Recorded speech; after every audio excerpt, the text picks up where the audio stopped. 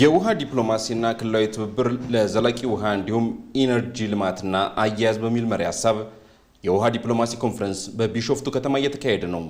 ኮንፈረንሱ ስርዓተ ጾታና ውሃ ላይ ትኩረቱን አድርጎ ዘንድሮ በመከበር ላይ የሚገኘው ዓለም አቀፉ የውሃ ቀንን ምክንያት ተደርጎ የተዘጋጀ ሲሆን የአባይ ተፋሰስ ሀገራት የውሃ ሚኒስትሮችና ፖሊሲ አውጪዎች በኮንፈረንሱ ላይ ተሳታፊ ናቸው።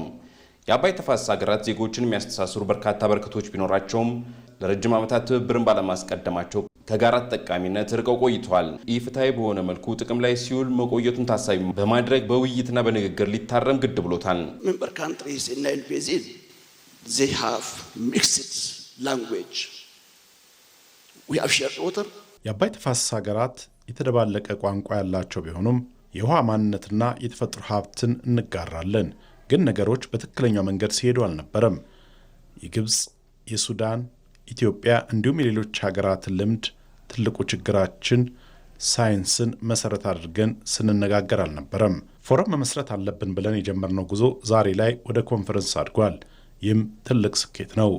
የአባይ ወንዝ ተፋሰስ ትብብር ማዕቀፍ የውሃ ሀብቱን በጋራ ለማስተዳደርና ለማልማት የሚረዱ መርሆችን በማስቀመጥ የአባይ ወንዝ ተፋሰስ ኮሚሽን በመመስረት በቀጣዩ ትውልዶች ጥበቃ እንዲሁም እንክብካቤ ተደርጎለት ጥቅም ላይ እንዲውል መሰረት የሚጥል ነው። Talking about water, closing our door will give no sense. ለመነጋገር በራችንን መዝጋት ስሜት አይሰጥም። ስለዚህ ወንድሞቻችንን በአባይ ወንዝ ኮሚሽን ውስጥ ማካተት ወሳኝ ነው። ዛሬ ስለሱ በኩራት ማውራት እንችላለን። የውሃ ዲፕሎማሲ ኮንፈረንስ ለዓመታት ስንፈልገው የነበረ ነው። ኢትዮጵያ የአባይ ወንዝን የተፋሰሱ ሀገራት በፍትሐዊነት እንዲጠቀሙ ቁርጠኛ ከመሆኗ በተጨማሪም ከ48 ቢሊዮን በላይ ችግኞችን በመትከል የውሃ አካላትን ለመመለስ ከፍተኛ ስራዎችን እየሰራች ትገኛለች። ይህንንም ከራሷ አልፎ ጎረቤት ሀገራት እንዲሳተፉ በማድረግ ጭምር ውጤታማ ተግባራትን አከናውናለች። እንደ አፍሪካ ከ60 በላይ ድንበር ተሻጋሪ ውሃዎች ላይ በሚሊዮኖች የሚቆጠሩ ዜጎች ጥገኛ ናቸው። ነገር ግን የአየር ንብረት ለውጥን ጨምሮ መሰል ችግሮችን ለመቅረፍ የተፋሰሱ ሀገራት የጋራ ልማት ከመቼውም ጊዜ በላይ አስፈላጊ ነው።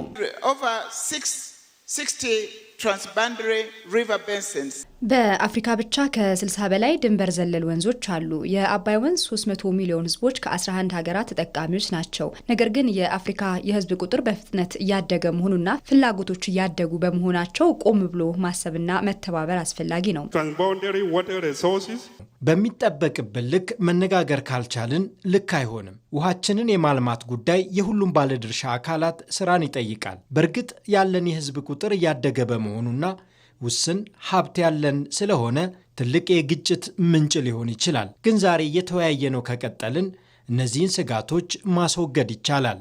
እንደ አውሮፓውያኖቹ የዘመን ቀመር በ2023 የተባበሩት መንግስታት ድርጅት ባወጣው መረጃ መሰረት በዓለም ላይ 1.8 ቢሊዮን ህዝብ የንጹህ አቅርቦት የለውም። ከዚህ ውስጥ ደግሞ 1 ቢሊዮን የሚሆኑ ሴቶች ናቸው።